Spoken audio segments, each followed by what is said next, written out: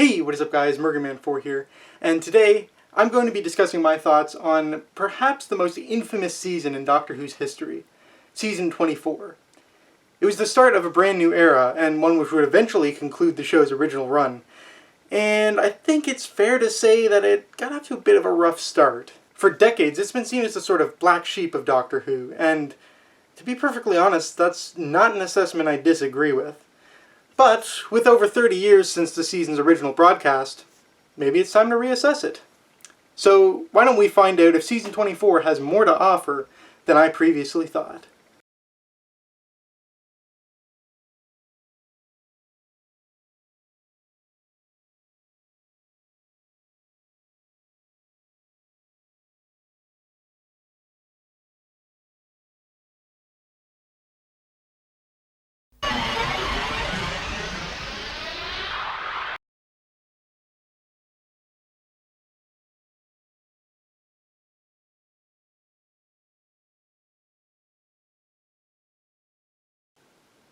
So, I'm going to put it right out in the open here. Season 24 is my least favorite season of Doctor Who of all time, and it's not even close. In fact, I'd go so far as to say that it's the only season that I'd even consider outright bad.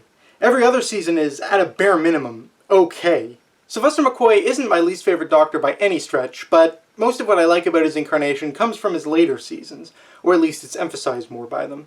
Whereas Mel is one of my least favorite companions, and probably one of the most annoying. But even them aside, I just think the story quality in this season is consistently lackluster. Even the highs of this season struggle to match the lows of many others. So, with that said, I'm genuinely very curious to see if any of these opinions are about to change, or if they'll be reaffirmed. And since I'm looking forward to finding out, why don't we jump right into it with Time and the Rani.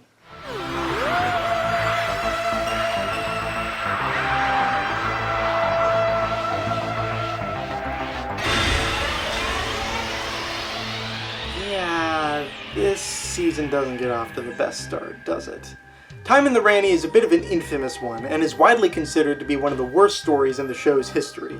In fact, the last time Doctor Who magazine ran a series-wide poll, it ranked in the bottom 3 of the entire show. Do I agree with that assessment? Well, yes and no. Yes, in the sense that I'm by no means a fan of the story and can understand where the negativity is coming from, but no, because I definitely don't think it's that bad. It's a jumbled mess that rarely realizes the potential of what it sets out to do. Sylvester McCoy is at his weakest here, and Mel is utterly useless. But despite all that, I honestly find it hard to be frustrated by Time and the Rani like most other stories I dislike. I struggle to find things to appreciate about it, but despite that, I still find myself having a decent enough time with it. It's a rare example of a bad story that I can't really say that I dread watching. At the end of the day, it's still a pretty shoddy way to kick off an era, and I certainly won't find myself choosing to revisit it particularly often, but the worst of the worst? No, not really, no.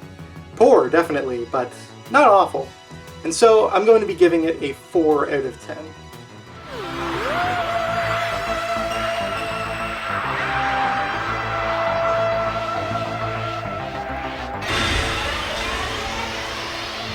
So how do you follow an act like Time and the Rani? Well, despite my aforementioned aversion to Season 24, this is the one story of the lot that I actually genuinely enjoy. It's far from perfect, but unlike the previous story, it does a pretty solid job of executing its core concepts, and both Mel and the Doctor are a significant upgrade here. The former, while hardly compelling, has much more agency here, and while the streaming continues, she does get to demonstrate some strengths of her own and is at least able to fend for herself if necessary. When it comes to the Doctor, McCoy's performance is much more assured here. The comedy has been toned down, though still present to just the right degree, and we begin to see the more manipulative nature that would come to be inseparable from this incarnation, and a couple of fantastic scenes where the Doctor completely flips the tables on his opponents with his intellect. The rundown tower complex provides a fantastic atmosphere as well, and the world feels really fleshed out with all the different factions of people living amongst the towers. In particular, I've always enjoyed Richard Brere's performance as the chief caretaker, even if things start to go a little too far once Cro-Agnon takes over. And while the story certainly isn't without its flaws, in particular a rushed conclusion and not quite the production time and budget needed to fully realize the story's potential, Paradise Towers is a ridiculous amount of fun, and is the only story of the season I ever feel keen to revisit. Overall, I'm going to be giving it a 7 out of 10. Its flaws hold it back from being rated higher, but hey, season 24, that's basically a masterpiece.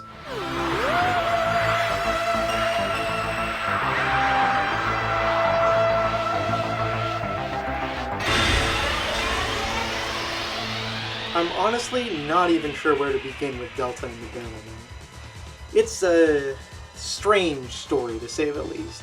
And while it's certainly going for a charming kind of strange, I'm sorry to say that it does not come off that way. First off, it's really hard to care about the main thrust of the story, Delta being hunted by the Bannermen, because we learn next to nothing about either of them.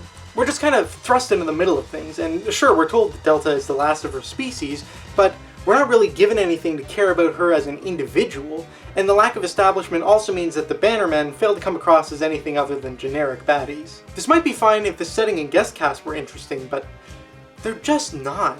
Despite the attempts to evoke some 50s charm, it's just bland, and it's made even worse when we're forced to spend time with characters like Weismuller and Hawk.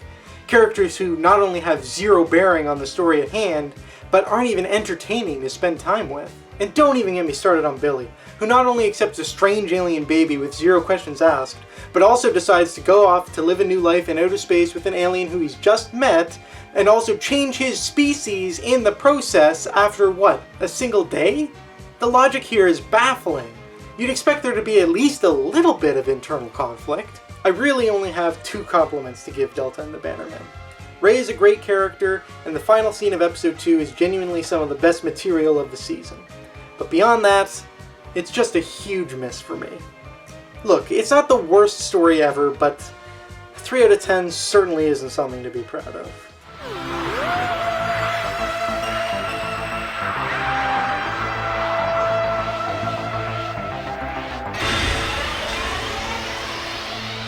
Mel's exit, Ace's introduction, the return of Sabalom Glitz. This story promises to be an eventful one. So why doesn't it feel that way? It's strange, really. It's a lot of fun to have Glitz back. He's one of my favorite aspects of Season 23, but I don't find him memorable here in the same way that I did there. Ace is one of my all-time favorite companions, but while she's still good here, without doubt, it's a character at her weakest and least impactful, though Sophie Aldred's performance is excellent as ever. And Mel's exit comes bang out of nowhere, but not only that, it makes no sense whatsoever. She's leaving the Doctor to do exactly the same thing, but worse. Space travel with no time travel, and with someone she clearly likes a lot less than the Doctor. What is she gaining here? And it'd be remiss of me not to mention one of Doctor Who's most infamous cliffhangers. Literally. How in the world did they ever let that make it to screen? However, I don't want to be all complaining here, because it's really not a bad story, even if it does have some major flaws. The story at its core is a neat one, and the idea of a treasure hunt is something that's rarely been toyed with in Doctor Who, and Glitz fits that idea perfectly. It's a really fun concept. Kane also makes for a memorable villain to the piece, with a generally understated menace to Edward Peel's performance, which is a refreshing change from all the over-the-top villains we've seen earlier in the season. The design of the eponymous dragon is quite striking, and I rather like the idea of Iceworld, even if the execution is a little bit lacking. And despite the abruptness of Mel's exit, I'm rather fond of the farewell scene itself, even if the context of it is baffling. On the whole, there's a pretty good story here. It's just that the whole thing feels half-baked. And as a result, I really want to like this story more than I do. But as it is, I really don't feel like I can justify giving it higher than a 5.5 out of 10. But hey, at least it can take solace in the fact that that's still the second highest rating of the season.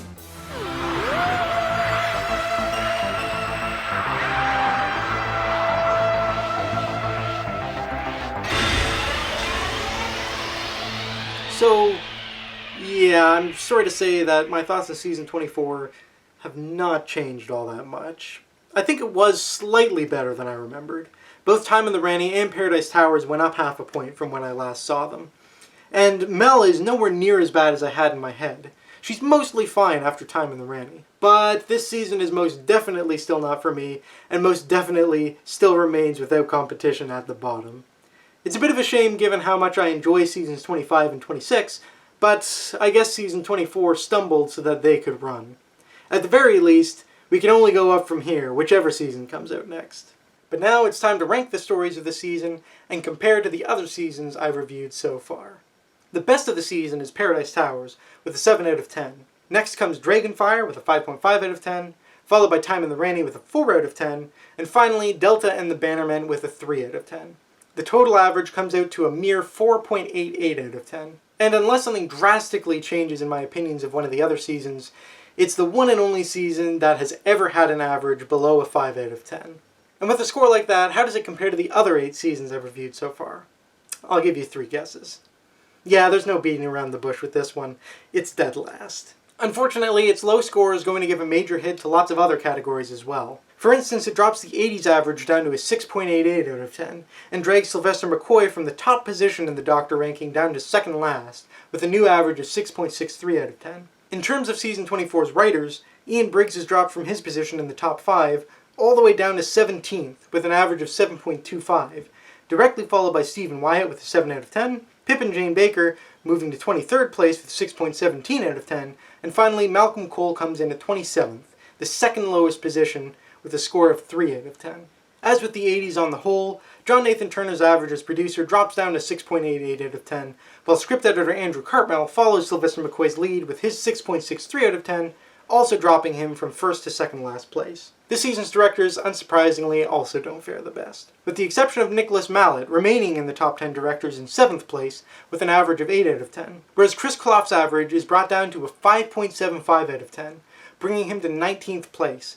And finally, Andrew Morgan enters the running with a mere 4 out of 10, allowing him to steal the undesirable title of bottom spot. More depressing news when it comes to premieres. Time in the Rani places in last, dropping the premiere average below a 7 for the first time since I reviewed Season 19, with the new average being a 6.94 out of 10.